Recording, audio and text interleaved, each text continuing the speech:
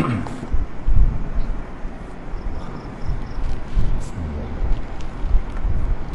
salli alaihi wasallam.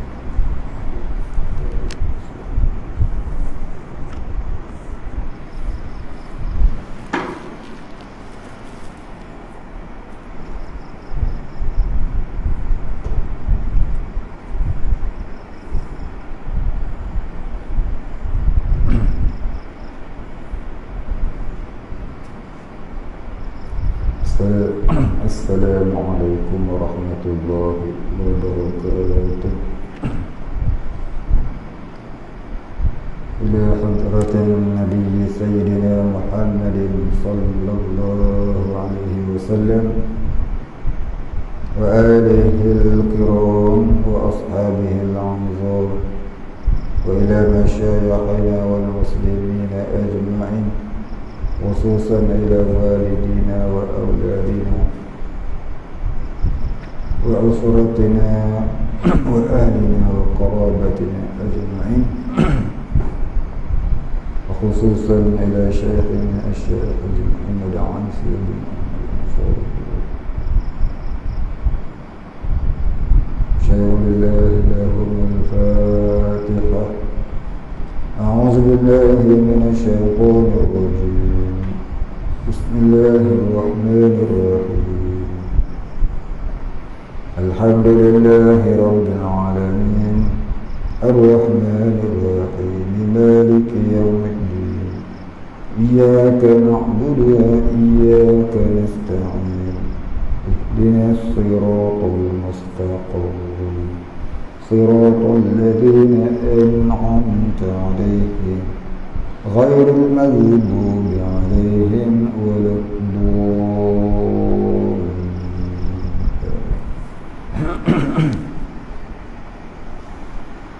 Alhamdulillahi rabbil alamin, wassalatu wassalamu ala asyrafil anbiya'i wal mursalin wa ala alihi wa sahbihi ajma'in.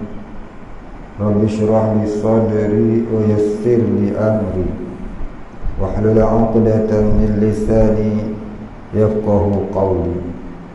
Wa la 'ilma lana illa ma 'allamtana innaka antal 'alimul hakim. Rabbina billahi rabba wa bil islami dina wa bi Muhammadin nabiyyan wa rasula.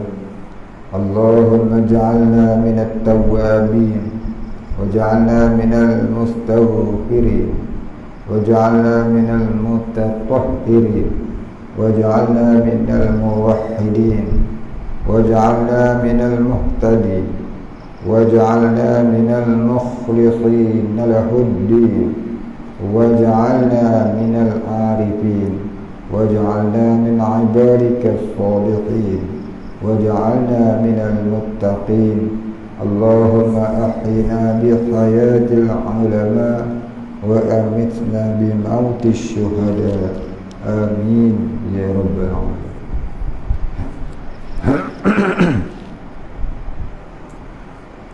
Alhamdulillahi rabbil alamin.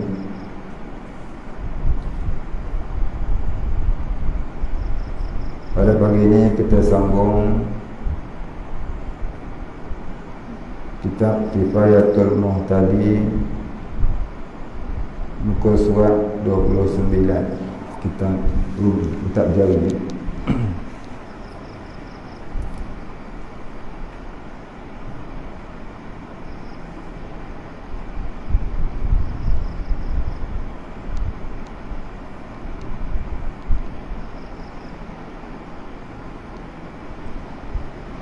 Baik, katanya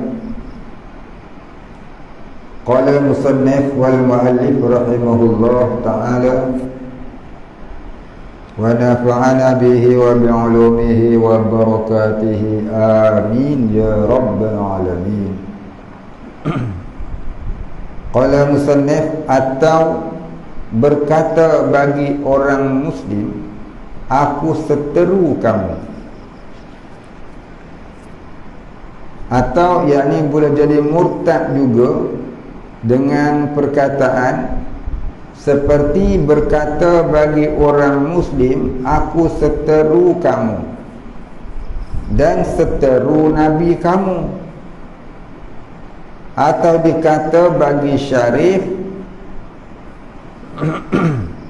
aku seteru kamu dan seteru nenek kamu. Jika hendak dengan dia Nabi Muhammad sallallahu alaihi wasallam. Syarif ni apa? Syarif ni bukan polis. Syarif di sini maksud dia orang yang mulia.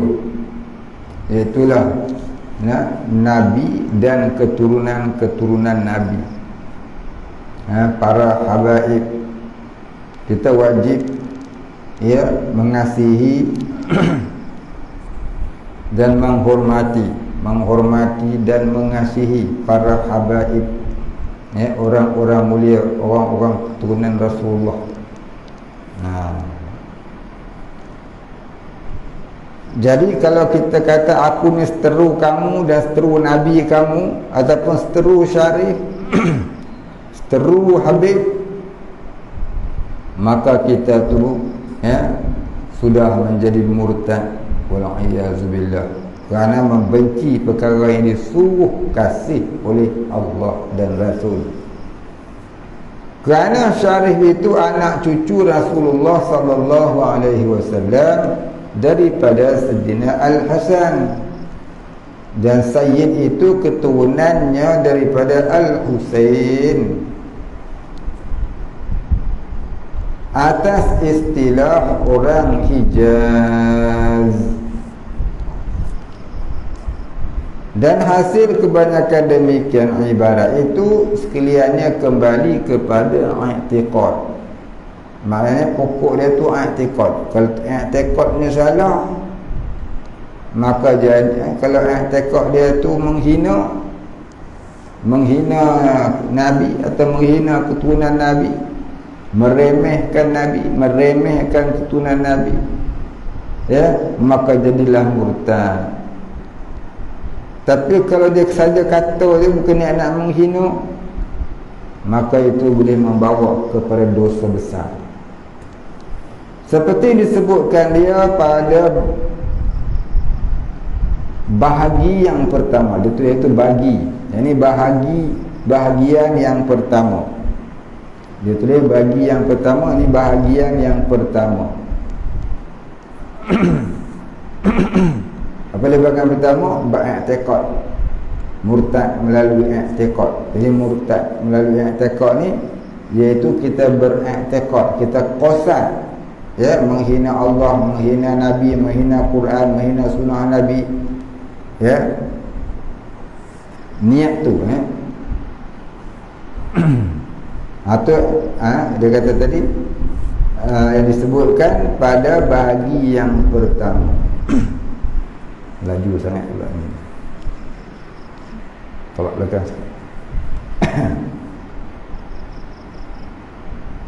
atau perbuatan seperti yang tersebut pada bahagi yang kedua,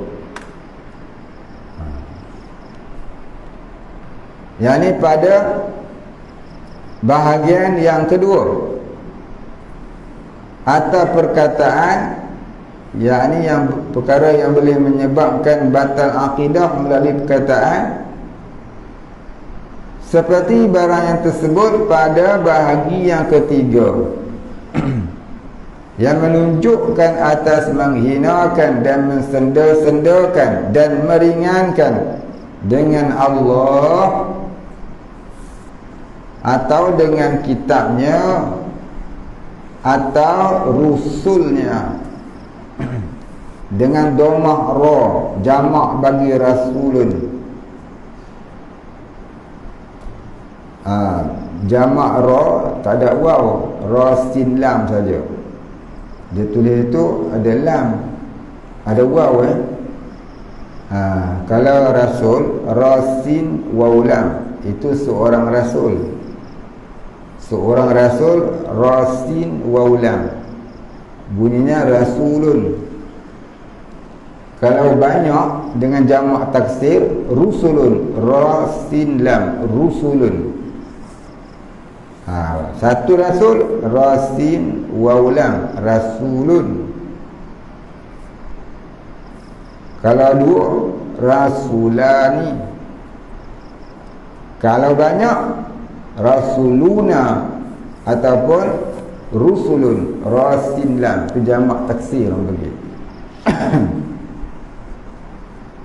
Atau malaikatnya, atau akan tanda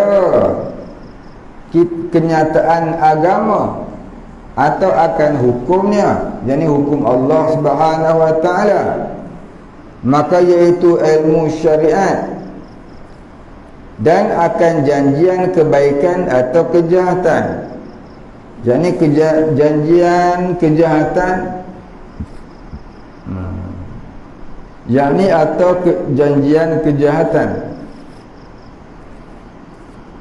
koma situ, jadi kafir, ya, murtad, yakni bermula i'tiqad dan perbuatan dan perkataan yang menunjukkan atas yang tersebut itu, jadi kafir, murtad. Orang yang mendatangkan dia, yakni orang yang memperbuatnya. Berlindunglah kita daripada yang demikian itu dengan Allah Subhanahu wa taala. Maka katanya daripadanya itu berulang dengan katanya daripada yang demikian itu, maka tiada berkehendaki lagi kepadanya. Maka hendaklah ditakut sebenar-benar takut dan dipeliharakan daripadanya dengan belajar ilmu syariat, supaya dapat kita menjauhkan diri daripada perkara riddah itu, yakni perkara murtad itu. Wala haula wala quwwata illa billahil aliyyil azim. Dan tiada daya dan upaya melainkan dengan Allah yang maha tinggi lagi maha besar. Titik situ. Tak kala selesai musannif daripada menyatakan barang yang hasil dengan dia riddah, yakni murtad, maka tak kala pengarang kitab ni dah menyelesaikan penulisannya dalam bab murtad ini, memulai ia dia nak masuk pula menyatakan barang yang wajib atas murtad itu. Orang yang murtad ni kena buat apa? Dengan katanya faslun. Pulang ambil air sikit. Aku yang tekak je.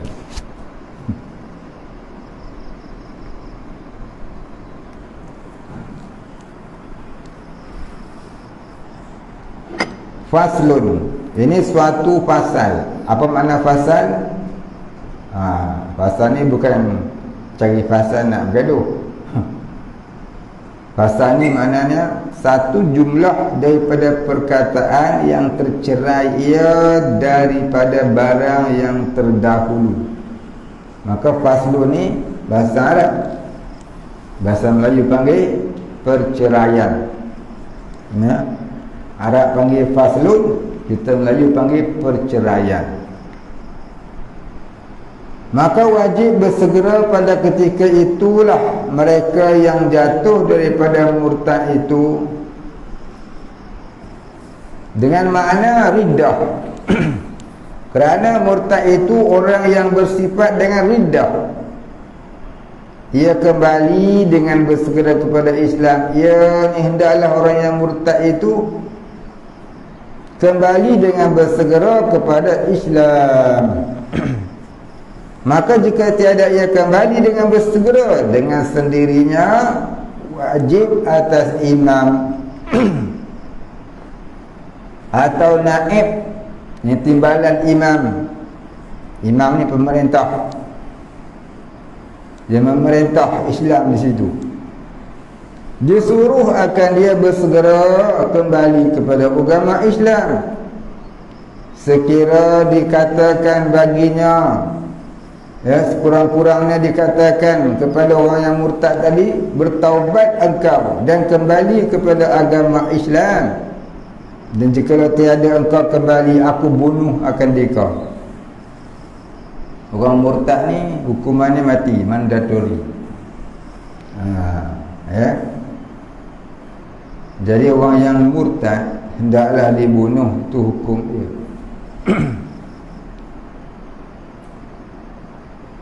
Jadi apabila orang murtad tak dibunuh, itulah punca kerosakan yang lain di muka bumi.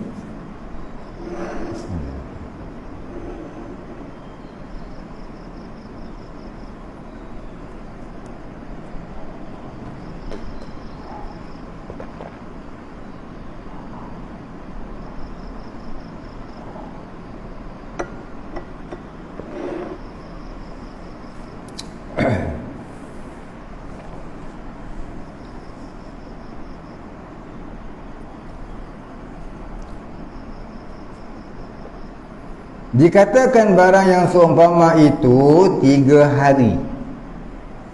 Orang murtad ni hendaklah ditangkap, kemudian dilokap, kemudian disuruh kembali kepada Islam selama 3 hari. Dan ia pada habas. Habas, yakni habsun, maknanya penjara. Mana kena masukkan dia ke dalam penjara.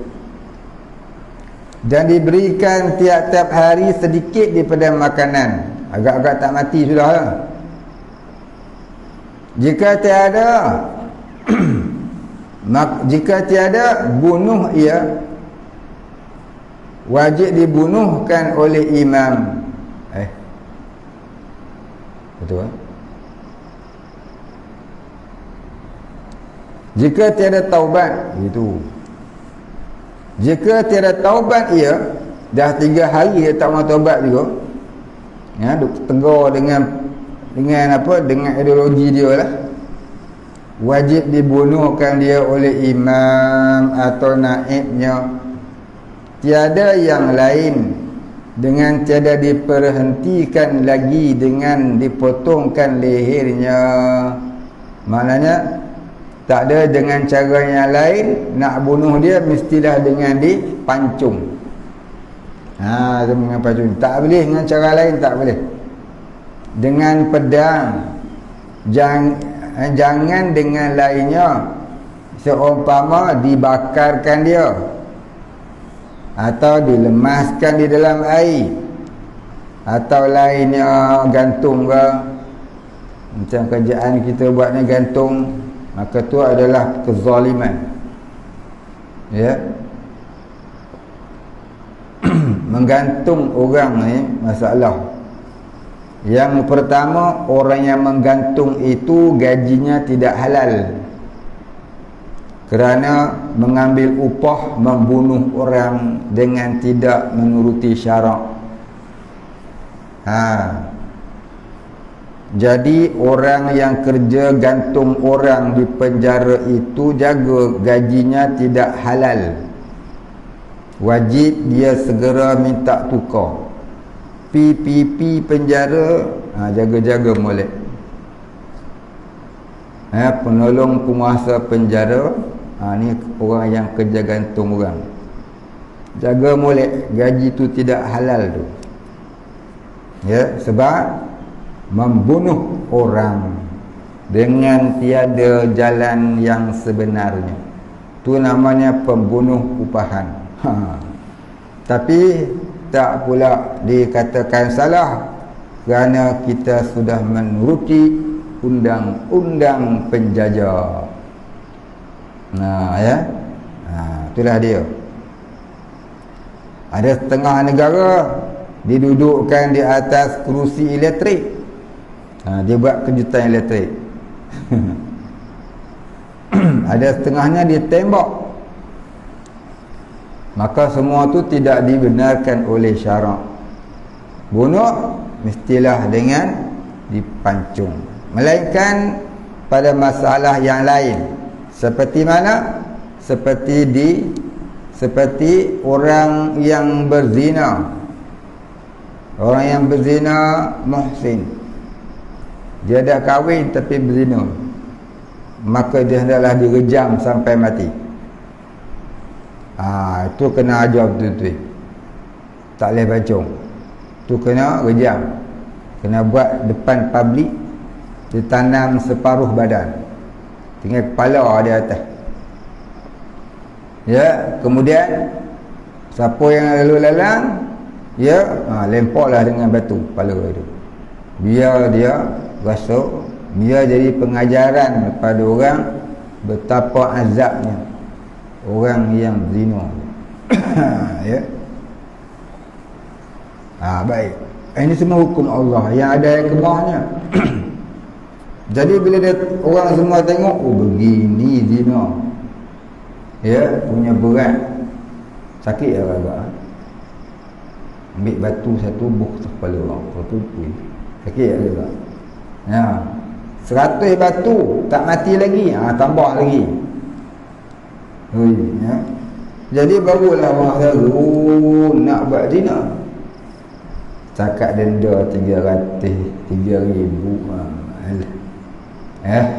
Kita gaji sebulan 400.5 hemal terketol tu bayar. Ya, tapi kalau orang sehari 400.5, pada heran 3,000. Ya, kalau orang tu pula sehari gaji dia 3,000, lagilah tak heran.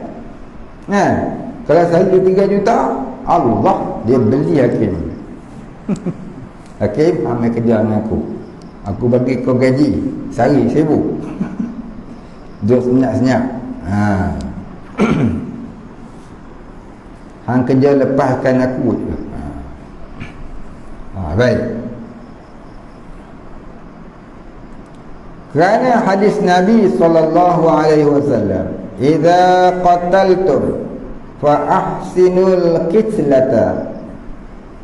Artinya, apabila kamu membunuh, maka mengelok kamu akan rupa bunuhnya. Jadi hendaklah kita bunuh tu dengan cara yang dibenarkan oleh syarak. Dan tiada hasil taubat daripada riddah itu dan kembali kepada agama Islam, melainkan dengan ia mengucap 2 kalimah syahadah, iaitu asyhadu an la ilaha illallah wa asyhadu anna Muhammadur Rasulullah, dengan segala syaratnya yang tersebut dahulu itu. Apa syaratnya? Yang pertama, ikrar dengan lidah. Yang kedua, tasdik di dalam hati. Yang ketiga, amal dengan perbuatan. Yang keempat, hendaklah dia bertaubat kepada Allah dengan menimbulkan penyesalan dan keazaman untuk tidak melakukannya lagi, serta membenci amalan dosa itu, dan istiqamah dia mengamalkan hukum Allah. Maka itulah dia syarat diterima iman dan taubat orang yang telah murtad tadi. Ya. Dan jika ada kufurnya itu dengan sebab engkarkan barang yang tiada, menafikan mengucap 2 kalimah syahadah atau satu daripadanya, atau ia menidak akan satu fardu, atau ia menghalalkan yang haram, wajib beserta dengan 2 kalimah syahadah bahawa ia mengaku akan barang yang ia engkarkan ia, dan pada ketika itu ia haramkan yang ia halalkan itu. Nampak? Jadi murtad ni bukanlah semata-mata kena mengucap dia kena juga mengakui apa salah dia buat dan dia bertaubat ya, daripada benda murtad yang dia buat. Baik, habis. Dan serta yang meninggalkan daripada barang yang ada jatuhnya dengan dia, yakni yang diperbuatnya dengan dia. Yang jatuh yakni yang diperbuat, yakni serta ia mencabutkan dirinya daripada barang yang ada jatuh riddah itu dengan kerananya. yakni serta ia mencabutkan dirinya, hendaklah dia meninggalkan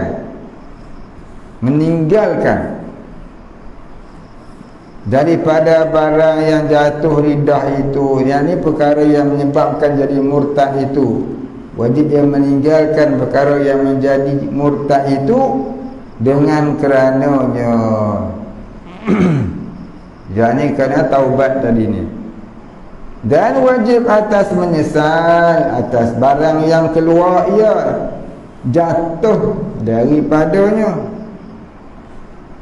Dan ibarat asalnya itu wal nadmu ala kulli ma sadara minhu, artinya dan menyesal atas tiap-tiap barang yang keluar daripadanya. Titik situ. Maka dikehendakkan dengan katanya yang keluar itu yang cabut, yang jatuh, yakni yang terjadi, yang ia buat ataupun yang berlaku. Maka barangkali ada jatuh daripada perkataan musannif itu kalimah dan. Adalah sebenar perkataannya itu, yang sebenar nak sebut tu ialah dan wajib atasnya, ni atas orang yang murtad tadi, menyesal atas barang yang keluar, yakni yang terbit ataupun yang berlaku dan jatuh daripadanya pada masa yang lalu. Maknanya seseorang tu yang murtad, apa dia murtad kenapa? Mungkin dia tukar agama, ataupun mungkin dia berpahaman sekular atau juga dia berpahaman yang merosakkan akidah dia. Hari ni baru dia sedar, hari ni baru dia kembali kepada Islam. Maka dia kena mengaku selama beberapa tahun dia salah tu, kemudian dia kena taubat. Dan serta ia azamkan, yakni putuskan hatinya atas bahawa tiada ia kembali kepadanya sekali-kali bagi seumpamanya, yakni bahawa tiada ia kembali kepada seumpama barang yang keluar daripadanya. Jadi dia tak akan buat lagi, dia berazam tidak akan buat lagi benda-benda murtad yang dulu dia buat. Dan diqadakan, dan qadakan barang yang luput daripadanya segala yang wajib syarah padanya. Demikian masa itu ni, demikian masa murtad itu daripada sembahyang dan puasa dan lainnya. Maka jika ia memperbuatkan yang demikian itu sekaliannya, dihukumkan atasnya dengan kembali kepada agama Islam. Maknanya apa dia? Kalau dia murtad dalam masa setahunlah dia kena qada solat dia. Yang sebelum murtad tu tak kena. Tapi kalau sebelum murtad pun ada juga tinggal solat, yang tu kena qada jugalah. Maka jika tiada ia taubat dengan sendirinya dan disuruh ia taubat yang zahirnya lafaz dan itu lebih, kerana katanya disuruh ia taubat itu jawab bagi katanya jika tiada ia taubat, maka jadi sebenar dua jumlah ini, iaitu maka jika tiada ia taubat dengan sendirinya disuruh ia taubat, dan jika enggan ia daripada bertaubat dibunuhkan dia. Dan kata kil ditakhirkan bunuhnya hingga 3 hari seperti yang telah lalu sebutnya. Baik, kata kil tapi kata pendapat yang lebih kuat 1 hari je. Satu hari dia tak nak masuk Islam balik, kena pancung. Dia tangkap Zuhur ni, disuruh solat, tak nak. Masuk Asar pula suruh solat, tak nak. Masuk Maghrib pula suruh solat, tak nak. Masuk Isya suruh solat, tak nak. Masuk Subuh tak nak solat, tak nak. Suruh juga, tak nak juga. Ya, dibawa ke padang ataupun di tengah-tengah jalan, dekat mana Lombok tu. Lombok tu besar lah, pening orang tengok ni, accident pula lagi.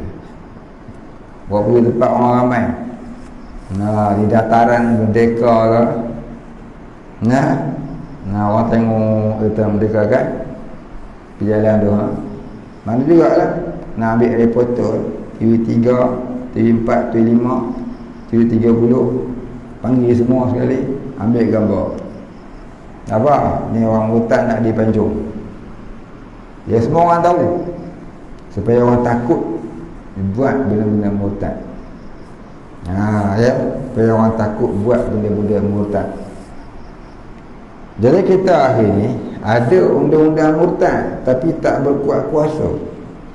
Mudah-mudahan yang akan datang ni, ya, RUU 355 ni akan jalan, insya-Allah. Undang-undang murtad akan berjalan. Siapa tak pergi Jumaat, ditangkap. Dulu siapa pergi Jumaat ditangkap. Mudah-mudahan jalan RUU ni, ya, siapa tak pergi Jumaat pula ditangkap. Baru syok tengok. Dulu siapa pergi Jumaat ditangkap.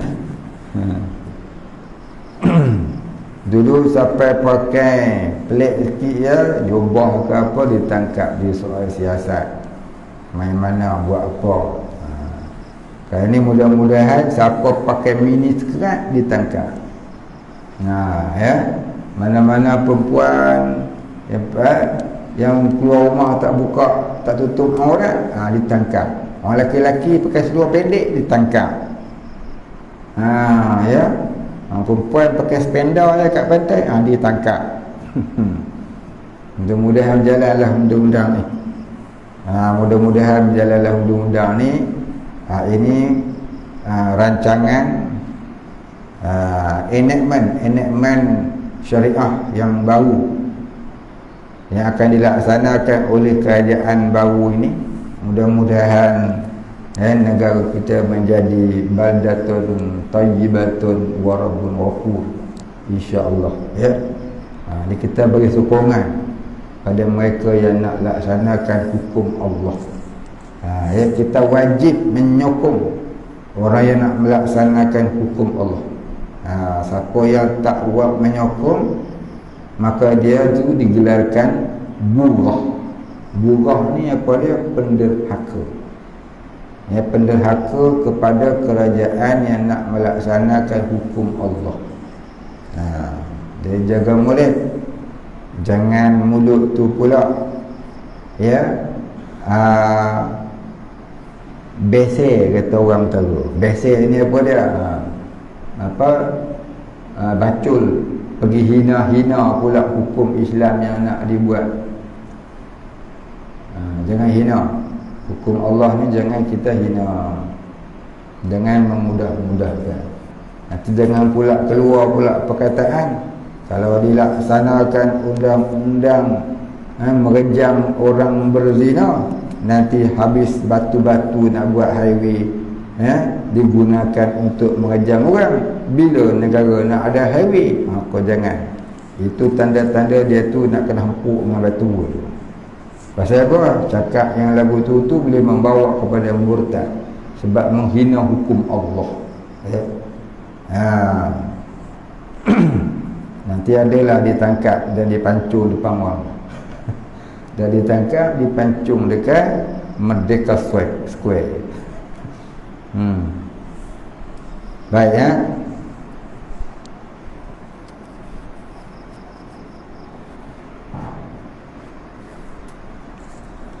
Baik, kita baca dulu.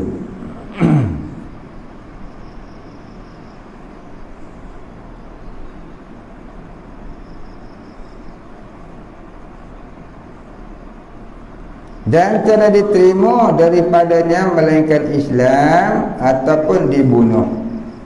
Mana tak boleh dimaafkan dia melainkan dia masuk Islam ataupun dia tu dibunuh. Murtad ni gejala besar sebenarnya. Tu punca datang berbagai-bagai bala. Kita buang dulu dia punya punca-punca dia. Ibarat dia kekotoran daki, kuman. Itu kuman dia tu, kuman maknawi murtad ni. Najis maknawi, kuman maknawi. Wabak murtad ni lagi tu ada wabak COVID. Baik, dan tidak diterimakan daripadanya melainkan Islam atau dibunuh akan dia oleh hakim atau naibnya, yakni timbalan hakim, dengan dipotongkan batang lehernya, bukan batang kelapa, dengan pedang, dan tidak boleh orang yang lain membunuh akan dia, yakni orang yang ditugaskan saja. Orang panggil pada al-gojo. Maka jika dibunuh akan dia oleh yang lain daripada imam atau naibnya, ditakzirkan orang itu sahaja. Orang tu kena takzir. Apa dia? Kena denda. Denda macam mana? Itu pulang kepada pemerintah, kebijakan pemerintah. Dipenjara ke seumur hidup.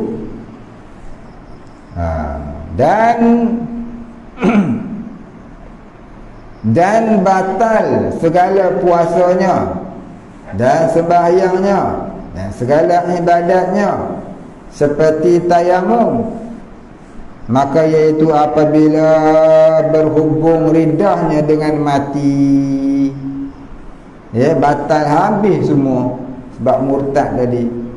Maka jika ia Islam dahulu daripada matinya, tidak wajib ia mengembalikan segala ibadahnya yang dahulu daripada ridahnya itu. Sebelum murtad punya solat tak pernah qada. Masa solat tu, masa dia murtad tu saja dia kena qada. Maka jika menyalahi ia dan mengembalikan ibadahnya, tiada terangkat, tiada diterima. Adapun pahala segala amal yang wajibnya dan lainnya gugur sekaliannya dengan semata-mata murtad ia. Dan nikahnya jika belum ia dukhul, batal nikahnya daripada permulaan ridahnya. Dan demikian lagi yang sudah dukhul, jika tiada kembali ia kepada agama Islam di dalam iddahnya.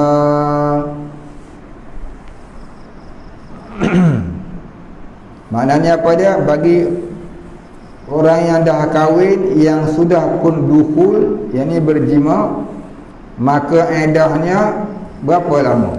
3 kali kuruk. Bagi orang yang masih, bagi isteri yang masih datang haid. Tapi bagi isteri yang sudah putus haid, 3 bulan. Maknanya 3 kali datang haid ataupun 3 bulan tadi, suaminya masih tidak tidak kembali kepada Islam, tidak syahadatain, maka jika lebih daripada masa iddah itu tak boleh rujuklah dan terbatal nikah. Tak boleh rujuk, namanya terbatal nikah. Terbatal nikah. Bila terbatal nikah, maka bila masuk Islam, dia kena akad nikah semula. Kalau dia rujuk dalam masa iddah, dia tak payah akad nikah semula, dia kembali dengan segera. Kembali ni ada jadi apa? Dia jadi dia automatik.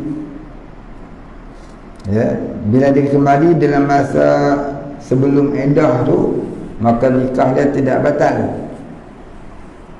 Tapi kalau dia dah melepasi iddah, ya, 3 quru' ataupun 3 bulan tadi ni, maka dia kena akad nikah dulu.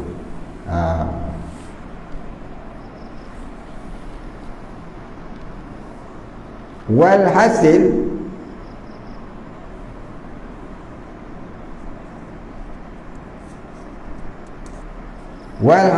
jika jatuh salah seorang daripada zaujain, yakni pasangan suami isteri, sama ada isteri atau suami, pada riddah dahulu daripada dukhul, sebelum daripada berjima, batal nikahnya daripada waktu riddahnya itu. Malam tu kahwin, belum lagi bersama, murtad, maka dia tak ada iddah, pasal belum bersama. Kalau dah bersama, tu barulah iddah 3 kali quru'. Dan jika jatuh yang terjadi kemudian daripada dukhul, setelah dia bersama, maka jika Islam ia dahulu, bila selesai masa iddahnya, nyatalah kekal nikahnya. Dan ni kalaulah belum sampai habis iddah, dia kembali kepada Islam, nikahnya tu kekal. Dan jika berkekalan pada riddah hingga selesai masa iddah, nyatalah batal nikahnya daripada hari riddahnya, dan tiada sah akad nikahnya pada ketika riddahnya. Dan haram makan sembelihnya, dan tiada pusaka, ia harta pusaka tak boleh diwarisi daripada mawarisnya, ini daripada yang mewariskan, dan tiada dipusakakan dia pula tak boleh terima pusaka oleh waris-warisnya. Dia pula tak boleh bagi pusaka dia tak boleh terima pusaka, dan dia juga tak boleh bagi pusaka. Harta dia hendaklah dihantar ke Baitul Mal. Dan tiada disembahyangkan atasnya, kerana haram disembahyangkan atas kafir dengan segala baginya, dengan segala bagainya. Apa bagai punya kafir pun tak boleh disembahyangkan. Dan tiada dimandikan, tetapi harus juga. Tak wajib mandi, nak mandi pun harus, tak jadi wajib. Dan tiada dikapankan, jangan dikapankan, tak perlu. Nak kapankan boleh, tapi tak wajib dah kafir pun jadi. Dan tiada ditanamkan pada perkuburan muslimin, dan harus ditanamkan pada perkuburan kufar, yakni orang-orang kafir. Atau tiada ditanamkan dia, hanya ditinggalkan dalam hutan buat makanan anaconda. Boleh, ya? Dan harus diserukan anjing atas bangkainya. Dan segala ini maknanya boleh bagi makan anjing, potong, buat umpan buaya orang boleh. Orang murtad ni hina pada orang kafir. Ya, kita potong kaki dia, kemudian kita tembus kat mata kail, buat umpan buaya kat Sungai Linggi. Ya, buaya kaki orang maukah?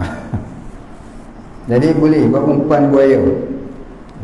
Dan segala hartanya jadi faid. Apa dia faid? Ini harta peninggalan orang kafir.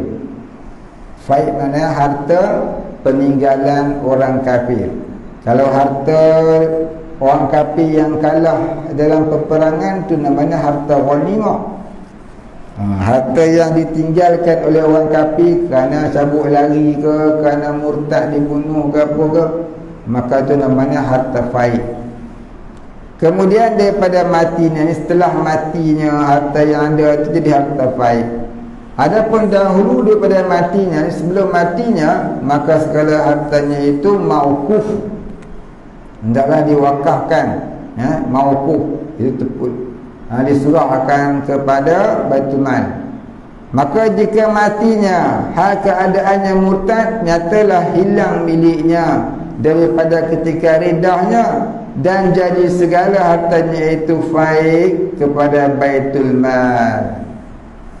Dan jika Islam ia, nyatalah kekal miliknya dan mengenal dan jika Islam ia, nyatalah kekal miliknya. Jadi maknanya kalaulah dia itu mati dalam Islam, maka harta itu hendaklah difaraidkan. Dan makna faid itu harta orang kafir yang dipulangkan kepada muslimin, yang didapatkan dia tiada dengan perang, hanya dapat dengan bersulhi, atau ia tinggalkan, atau seumpamanya. Bersulhi ni apa dia? Bersulhi mana dia? Memperelokkan keadaan harta itu. Ya. Contohnya satu negeri tu kafir pekat cabut lari habis, tentera Islam masuk, maka harta-harta tu hendaklah disulhi. Dia bawa balik, kemudian harta itu dinamakan harta faid. Maka harta faid itu boleh kita ambil, dibahagikan ataupun diserah kepada Baitul Mal. Ya. Baik. Bagaimana untuk jazamkan semula iman yang terkena was-was akibat telayan bisikan syaitan iblis laknatullah? Baik, orang yang diwaswaskan keimanannya kepada Allah, seperti dikatanya syurga tak ada, neraka tak ada, yang ada kewangangan dia, dia masuk, maka tu namanya bisikan ataupun khutrah. Maka masuknya khutrah tu tak jadi murtad, cuma kita duduk tak senang lah, sebab bisikan tu dah datang, jangan dilayan, maka tak jadi murtad. Sebab tu bukan niat, cuma dibisikkan. Maka kaedahnya itu ialah di antaranya memperbanyakkan menyebut la ilaha illallah, sekurang-kurangnya sehari 100. Tak dapat pagi petang, sebaiknya 200, pagi 100, malam 100. Sebab tu Nabi kata afdalul zikri la ilaha illallah, tu hikmahnya. Sebaik-baik, seafdal zikir itu la ilaha illallah. Sebut subhanallah walhamdulillah Allahu akbar. Boleh juga, bukan tak boleh, bagus lah. Tapi lebih bagus bagi orang awam itu mulahazahkan la ilaha illallah. Jadi subhanallah walhamdulillah dan segala wirid-wirid yang lain itu sebagai aksesori kepada la ilaha illallah. Jadi la ilaha illallah tak dibaca, dia banyak subhanallah. Boleh tak? Boleh, cuma ni tak kena kaedah. Sebab tu kita tanamkan akidah dulu, barulah buat aksesorinya. Orang buat rumah dulu, baru beli pokok bunga. Dia beli pokok bunga dulu, rumah tak tahu mana. Habis pokok bunga nak buat apa? Agak-agak nak buat apa pokok bunga? Cincang-cincang kebui, buat sayur. Betul? Jadi ada orang tanya, kenapa tak sebut tak baca subhanallah walhamdulillah Allahu akbar, menjam banyak surah masjid? Nah, kami nak tanam akidah lebih kuat tu. Yang tu aksesori je. Kita nak bagi yang tunggak dulu, tapak dulu. Biar ada tapak, baru bubuh aksesori. Ya, biar ada rumah, barulah beli cat sapu. Ini rumah dah ada, beli cat nak sapu apa? Sapu kat muka lah. Dah jadi apa? Orang asli. Itulah sebab kita tanamkan tapak akidah dulu. Banyakkan zikir. Nabi kata afdaluz zikri fa'lam annahu la ilaha illallah. Seutama-utama zikir itu, maka dalam ketahui iaitu menyebut la ilaha illallah. Satu lagi Nabi kata jaddidu imanakum wa nawwiru qulubakum biqauli la ilaha illallah. Baharuilah iman kamu dan cahayailah hati kamu dengan menyebut la ilaha illallah. Maka itulah kita baca 100 satu hari 200, pagi 100, ya, petang 100. Siapa yang melazimkan membaca kalimah la ilaha illallah pagi 100, petang 100, mudah-mudahan terhindar dari mati su'ul khatimah. Dan mudah-mudahan dia akan akhir kalam dengan la ilaha illallah. Nabi kata siapa akhir kalam dengan la ilaha illallah dukhulul jannah, masuk syurga. Ya. Jadi kita bina tapak dulu, barulah kita beli aksesori. Jangan beli aksesori dulu, tapaknya enggak ada. Ya. Baik.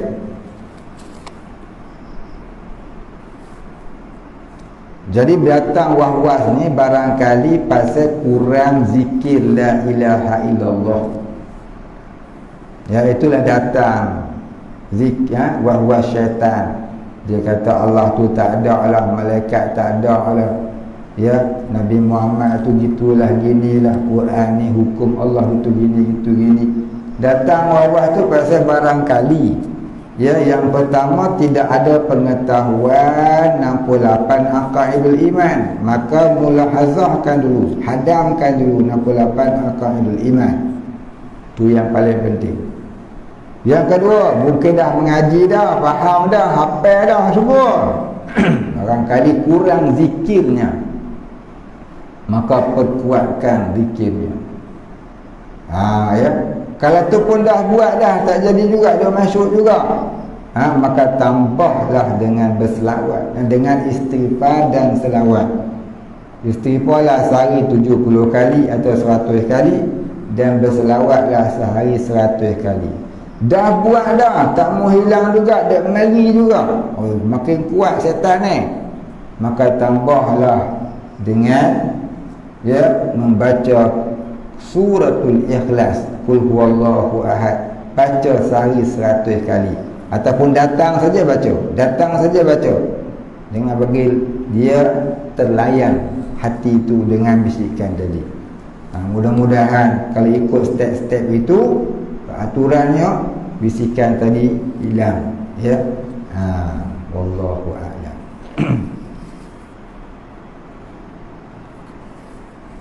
Jadi kita berhenti sekat dulu, kemudian katanya faslun ila akhirih wallahu a'lam wa la ilma lana illa ma 'allamtana innaka antal alimul hakim. Wallahu a'lam. Al-Fatihah. Bismillahirrahmanirrahim. Alhamdulillahi rabbil alamin arrahmanir rahim maliki yaumiddin.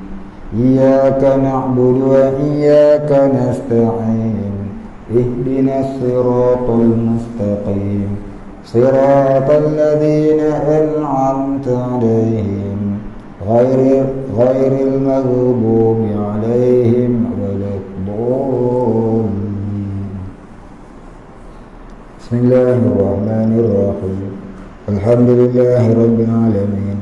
Wassalatu wassalam ala asyrafil anbiya'i wal mursalin ala alihi wa sahbihi ajma'in. Allahumma ighfir lana dhunubana warhamna wa antal ghafurur rahim. Allahumma ighfir lana dhunubana wa liwalidina warhamhum kama rabbayana shighara wa limashayikhina وللمسلمين أجمعين برحمتك يا أرحم الراحمين. اللهم نور قلوبنا بنور معرفتك يا فتاح يا رزاق افتح لنا فتحا قريبا كما فتحته على أنبيائك وأوليائك وعبادك الصالحين. وصلى الله على سيدنا محمد وعلى آله وصحبه أجمعين. سبحان ربك رب العزة عما يصفون وسلام على المرسلين والحمد لله رب العالمين. تقبل الله منا ومنكم.